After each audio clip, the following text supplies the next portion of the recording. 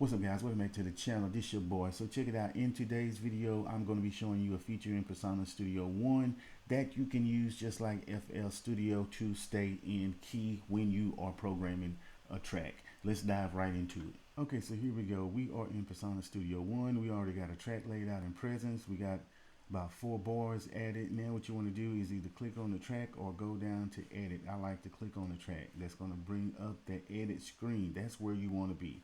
Now this is where you want to program your notes, or where you can program your notes. Now notice over here on the side, if you don't see it, then maybe you don't have that on. I don't know. You need to try again. Over here on the side, you're going to have this section right here. And you're going to see where it says scale. Whatever key you're trying to play in, let's say you have a loop that's in E minor, E natural minor, whatever, platonic, metonic. We'll do melodic minor. Let's say it's in minor. Now you've got your key set, so you are halfway there. But there's another important part that you do not want to forget to add. Right above that, you have a scale feature. You have a blank box. You want to click that box. Now, as you can see, little blue dots are here by each key. If you change the key, blues key, now you can play in blues, the dots change. This is telling you which notes you can play in that particular key. That is the beauty of it. But it gets even better. When you go to try to hit a key that don't have a blue dot on it, hit a note that doesn't have a blue dot on it, it's not going to let you do it. It's going to move up to the next note.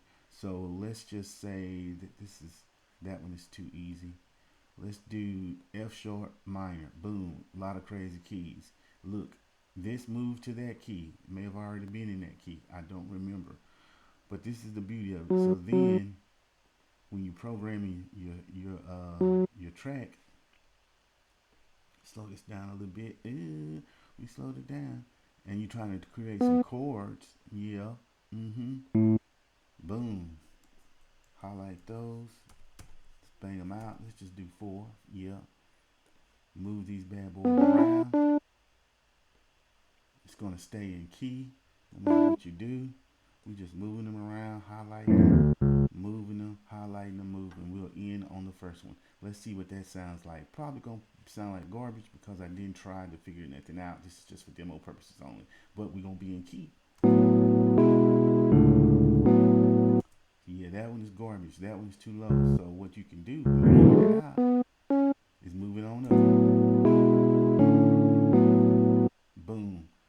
Boom. And just like that. Let's finish it out. While we're doing it, While we're doing it, let's to make it real quick, let's just find some drum loops to throw up under that melody.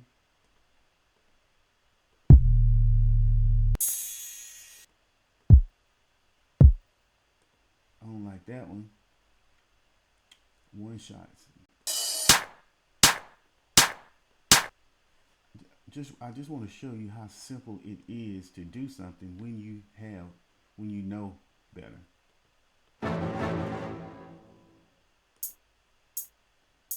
Use that. And where we need some kick drum.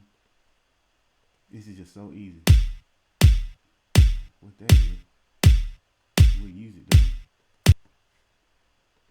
It's so easy. Now when you're doing drums, it really only comes to play when you are programming your 808s. This is how you want to keep those 808s in tune. So you can program them on one bar. Let's say, I don't remember what note I started in, but we know what note we're going to end in.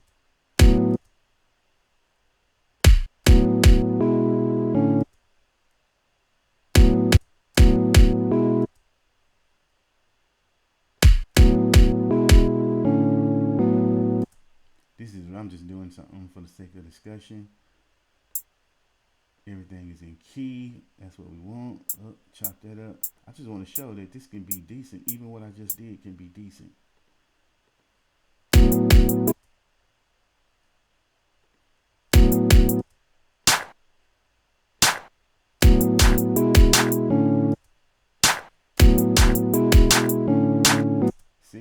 See, that's decent. Just that quick, we did something that was simple. and part the way decent. Do that back, cause bar and